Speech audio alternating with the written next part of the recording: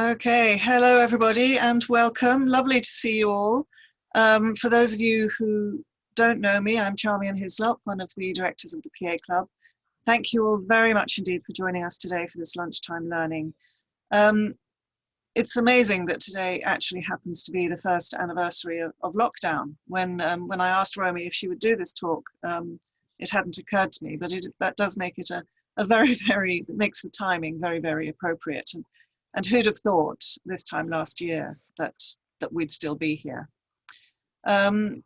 Romy is going to talk to us today about what her company did in order to keep their staff feeling engaged with the company and looking after. Romy's a qualified mental health champion, and looking after their mental health and how that process has evolved over these months of lockdown, and as we hopefully start to come out from it.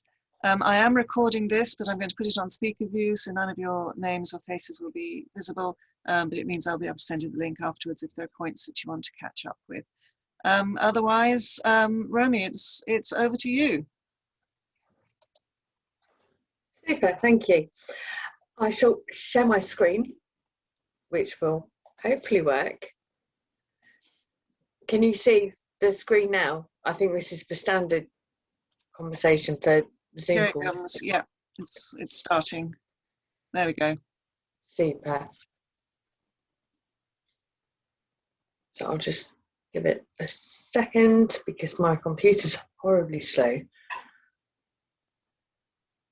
Okay, basically today I can't believe we've been working for a year from home. It's all very strange, but I just thought I'd give you a little bit of a background about myself first before I probably bore you to tears for the next 30-40 minutes. I'm Romy-Jane Ashmore. I've been working as a PA for the last 20 odd years probably. I had a little bit of a stint as an office manager when I was brought up in the Middle East. I lived in Dubai for 25 years. I worked as an office manager, and then I came back to the UK 7.5 years ago, and I started work at the Oxfordshire County Council as a PA, and then I moved across to the Oxford University as a PA to one of the directors there, and then I ended up, through some strange career trial, I decided I wanted to stop work and realised my bank account couldn't quite finance it. So I moved across and I ended up at RM 2.5 years ago, which, to be honest, is where I found my home. It's my place. It's where I want to be. Mental health for me has always been a very interesting journey. I think I've grown up with expats, and expats come and go, they leave, they come back, they do different things, and you kind of appreciate, so you get quite flippant. But recently in the last 3 years, we lost my great aunt to dementia and my great uncle to Alzheimer's, and it really increased my wanting to get involved with mental health. How to actually see not only how it affected them. I remember my great uncle's shock when they took his credit cards off him, his bank account, his checkbook, his driving license, and it was awful to watch, but it was awful as well for the people who were looking after him, because he lost his independence. But that didn't just affect him, it affected everybody else too. So when I was offered mental health training to become a mental health champion, I'll be upgraded to a mental health first aider at the end of this month, with another 2 days of training. When the challenge was given to me, I literally jumped on it because it's something that I'm very, very passionate about, and it's something that I'm really, really interested in, because I think over the last year, I know for one that I've become a much kinder person. I've become much more thoughtful and much more engaged and interested in what other people are doing and how they're coping with situations. And I think that's not just me. I would imagine that probably spans across the globe more than anything else. You know, working from my kitchen has been great, but it has its limitations, and I miss talking to other people. But rather than get all sentimental and melancholy, let me progress through. Basically, RM, we trained our first set of mental health champions and first aiders in March, probably 2000 2019. When I signed up for the training, I honestly thought that this would be a cup of coffee and a piece of cake across the road, talking to someone who had a mental health issue, someone who had issues with workload, someone who had problems at home, but someone that would come forward and say, right, would you like to go for a cup of coffee? And we could go across the road, have a cup of coffee and do it all on the expenses, which is always an added bonus, of course. And sadly, things didn't quite work out like that in the long run. As RM, we set up mental health and wellbeing calls. These I'll go into greater detail further through the presentation. But we set up mental health and wellbeing calls twice a day, every day, so that people had somewhere to call into, someone to talk to, and somewhere just to say, right, I'm not feeling quite right, and they would be given full support. We got communication from the executive team. We had blogs, and so that people could actually see, and we tried to humanise the executive team as much as we can.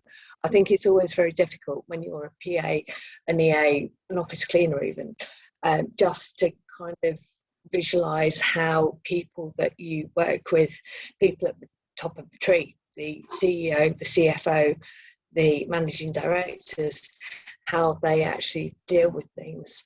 And we had personalised talks from them every week without fail. We also got involved with, so you had the Kindness Week back in May last year, and everybody got involved in that too. So they made an effort to make sure that people weren't seeing them as being in a different spectrum. It was literally one-on-one.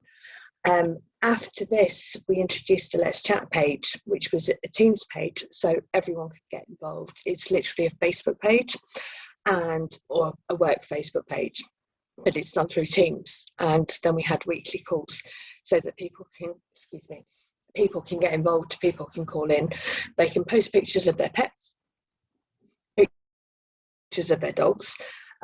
They can talk about cats. We've had work-related conversations. We've had conversations about schools that have been asking for donations of laptops. And this is something that I'm so proud, because this was my idea. But this is something that has really gone to town with the whole of RM. I was looking at the statistics last week, and we've had over 1,600 people that have actually accessed the Teams site, which is amazing, because we're a company of about 2,000, I think, roughly. So it works quite well. Excuse my dog for a second. I just thought I'd put in an actual timeline, because of course today is the day, it's a year since we've been in lockdown. I'm really sorry about this. And so on the 2nd of March 2020, they held a COVID meeting to determine which meetings could go ahead. Just excuse me. And on the 2nd of March, they did the COVID meeting. We show dogs in my spare time. That's what I do. It's what I'm passionate about. I've worked really hard with dog. Dog goes to Crufts every year. And we'd had a hotel booked for the year before we were supposed to be going to Crufts last year. And I honestly thought it would be cancelled, and to have 365 days of work given to nothing because of some strange virus was a bit difficult to comprehend. But Crufts went ahead in the end, but quietly. Cheltenham Races also went ahead, which I wasn't a part of, but I know a lot of people did go to that. On the 12th, excuse me for a second. On the 12th of March, we had the RM monthly business brief, which is where all of our company gets together and they do business updates. We were talking to people because at the time, working from home was just an idea, and we had great ideas about how people would be able to clean out cupboards, they'd be able to do washing, they'd be able to do ironing. And then we realised that we were probably talking about an actual vacation of working at home, but having the flexibility to actually be able to do all of that, to pick parcels up, as my mum's just done now, hence dog barking, but to actually get that to be done was quite a revelation. On the 20th of March, I was sat in the pub with my brother in the Golden Pheasant in Burford when they announced the closure of pubs and bars, and it was all a bit eerie to be fair, I'm not a regular pub goer. It was literally just because he was visiting the weekend that we were there. And you kind of think, wow, what does this actually mean? And for the first time ever, I actually watched someone lock the bar doors from the inside, and you were let out when you'd finished your drink. And it was all a bit just strange. On the 23rd of March, I remember watching Boris Johnson as he announced that we were all to stay at home to protect our NHS. I grew up in the Middle East. I was out there from 1988 in Dubai, 1988 to 2013. And so we went through a couple of Gulf Wars out there. And the actual stay at home, protect our NHS was very reminiscent of when the actual Gulf Wars took place with the Iraqi invasions in 1990 and I can't remember the exact date of the second one, forgive me.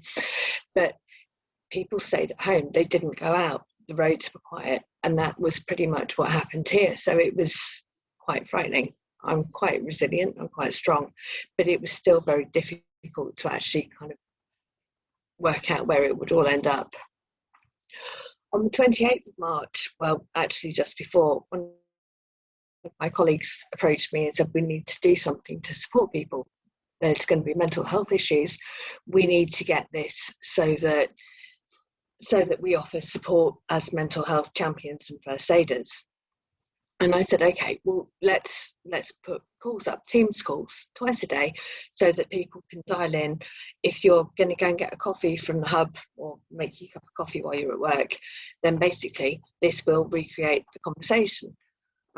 These calls started off quite well. Fortunately, whichever way it works, they had the furlough scheme was announced, which, to be honest, was one of the greatest things, because suddenly it took away, I know 80% of your salary isn't as much as it could be, but it's better than nothing, and it's far better than being made redundant. So Catherine was furloughed, but I carried on, so I kept these calls running every day, literally twice a day, which is quite interesting. And it's amazing what you can actually learn. I'm not a rugby person. I can now talk about through a rugby match. I used to talk about football, TV, anything and everything. I listened to the radio so that I could pick things up. But also we shared on the mental health and wellbeing, because it was a Teams call. Then there was a Teams chat. So we could literally put anything up there. So I know that Cheshire Zoo was doing virtual tours online. Museums were doing virtual tours. The London theatre companies were doing online musicals and so forth, which we recommended to people so that they had things to do, places to go, literally virtually, but they could keep their children entertained, because I think it must have been quite difficult. I don't have kids myself, but trying to keep little people entertained so that they're not bored, they're not shouting, they're not screaming, and to keep that sense of well-being, I think was crucial.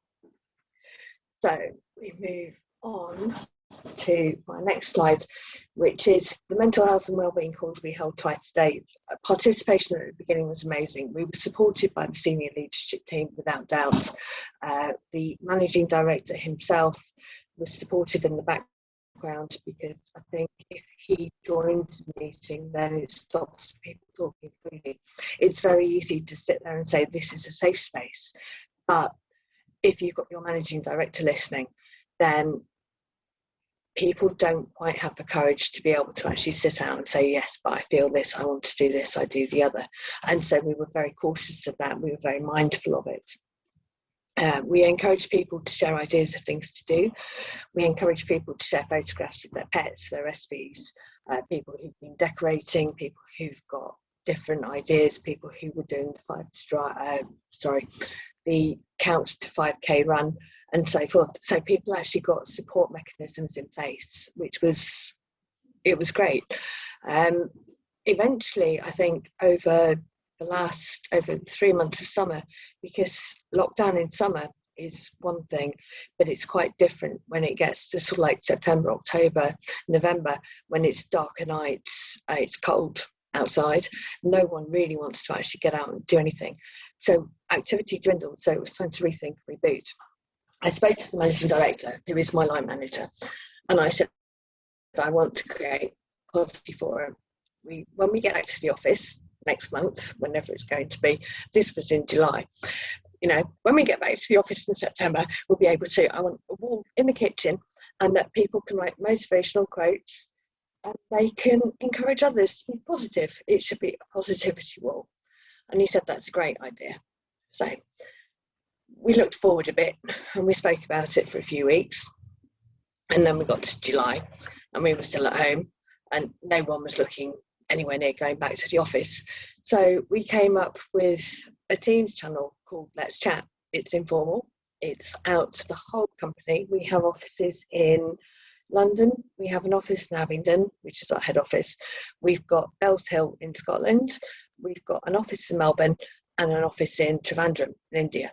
And the Let's Chat calls are at 8:30 on a Friday morning, which nearly kills me because I have to be up on the ball with my contact lenses in because I refuse to be seen in glasses because they're absolutely hideous. I'm virtually blind, so they're very, very thick. And we do these calls and we have people that join from Melbourne at 6 o'clock on a Friday night in Melbourne. We have people that join from India, which is just after their lunchtime break. And we have people that join from all over the UK. And in these calls, we've spoken about anything and everything. We've had conversations about films, about TV. We've spoken about Indian movies. We're talking about British movies. But they've promoted a sense of well-being, a sense of satisfaction somewhere down the line. I'm not quite sure how we've managed it, but we've done it. And that works. So whilst I think the participation in the course has dwindled over the last couple of weeks, I think that's mainly just due to increased workload because life's getting relatively back to normal now. But we're actually, and I'm quite proud of this, I've actually just come off a call, which is a Ask Us Anything for the senior leadership team session at RM now, and people asked what they've done to promote wellbeing and how they've done it, and obviously Let's Chat came up crucially because we've actually looked inwards rather than looking outwards. I think over the last 12 months the focus has been not so much on what we can do to change the world, but what we can do to change the world within. I think that's been absolutely crucial, and the actual support that people now know is available. Communication is so improved, it's literally amazing, and I feel strangely so much more a part of RM now than I ever did when we were based in an office, because now I actually take the time to get out and do something and actually think about how it might affect other colleagues, how I can improve life not only for me but for them as well. I'm not going to heal the world, don't get me wrong, but ultimately you try and do whatever's right. We're always asking for participation so that people can get involved, people who have ideas, because this isn't a one-size-fits-all package. It's a case of trying to do what you can that you think is right at the time, and then you can literally move forward with that, and it makes a big difference. In terms of what we did do, the SLT team created regular blogs and vlogs. I think it's quite interesting that the CEO of the company would produce a vlog every week from a different room in his house, and they were all blue. They all had blue curtains, blue gingham, and blue backgrounds, and this, that, and the other, which was something I never knew. It's just a nice little insight into their personal lives. But also the managing director would do blogs and vlogs so that people were aware of what was going on within the company.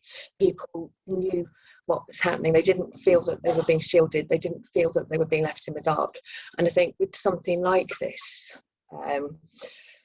it's so important to make sure that people know what's happening, because there's nothing worse than being insecure. People were furloughed across the country, but to actually know that things were happening, people who were furloughed had full-on support. There were weekly chats with their line managers. They were encouraged to watch all the blogs or the vlogs. They were encouraged to get involved wherever they could, obviously without doing any work as per the law, but that support was there, and they were encouraged to make the most of it. We also got involved when Kindness Week came about, For any of you that are on my LinkedIn, then you might have seen this. If not, it's still there. If you're not on my LinkedIn, then do find me. We did personal blogs for Kindness Week, and that mine was actually shared on the RM website so that people could read it, just because it promoted company values. That support is there. Use it, abuse it, do what you need to do, but make sure that you're feeling right. Be kind to yourself, take time out. You can't work from 8 o'clock till 5 o'clock non-stop without a break. I do it frequently, but then I will take a Friday afternoon off because I can flex my hours. I'm quite focused on that. You really need to get the time back if you work all day, but to actually make sure that other people are doing the same thing. You're not just one person that's saying this isn't working for me, because if it doesn't work for you, the chances are it doesn't work for someone else, and you've really got to take that time to say, right, we can do this. Now, if I work from my child goes to school at, my child has a break at, if you're homeschooling, which I think has been, I don't have children, I have dogs, as you've all realised due to the barking, sorry. But you literally get to a point, if it doesn't work for you, then other people need to take the time to rearrange to do flexi hours and so forth, which was fully supported within the company.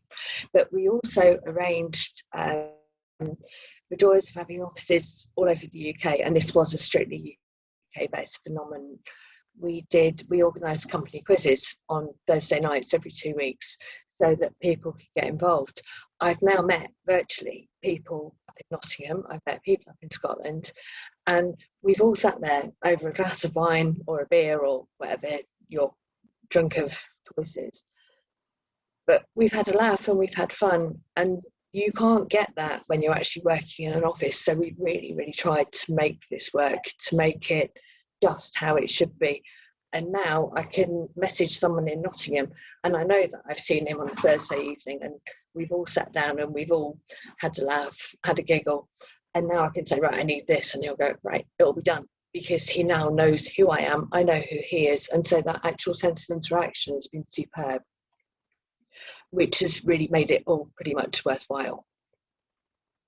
Let's Chat was literally, as I said before, the work Facebook page. So we put all sorts of stuff up there.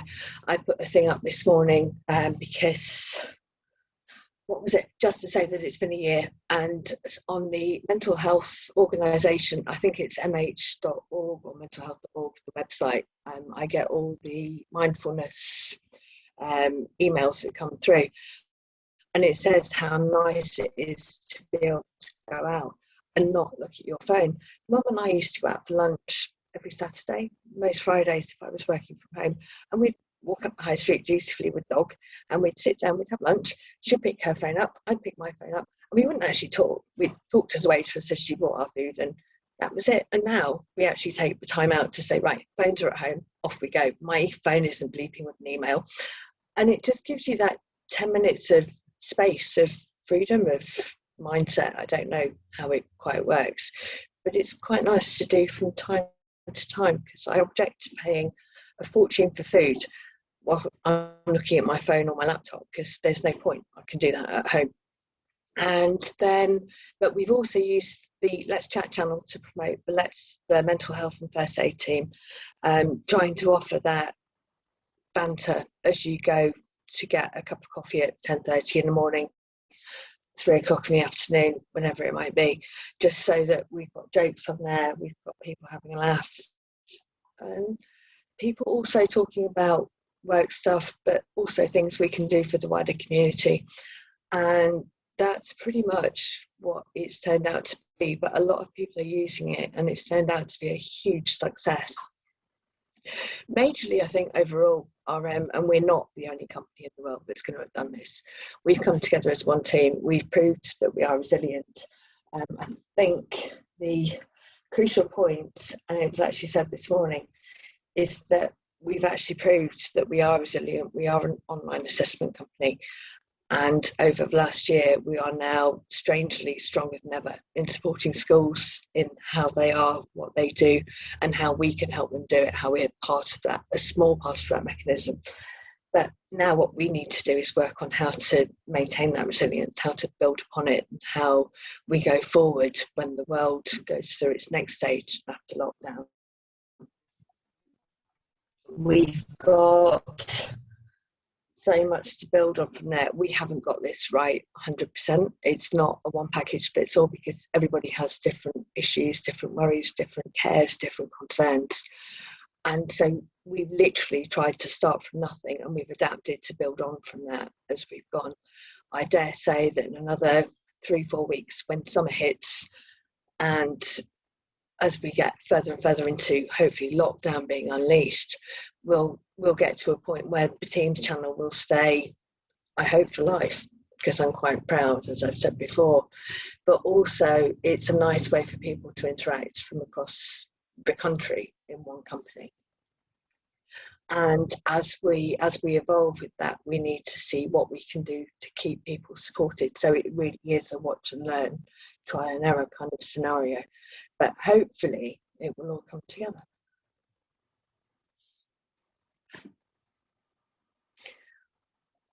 Does anybody have any questions?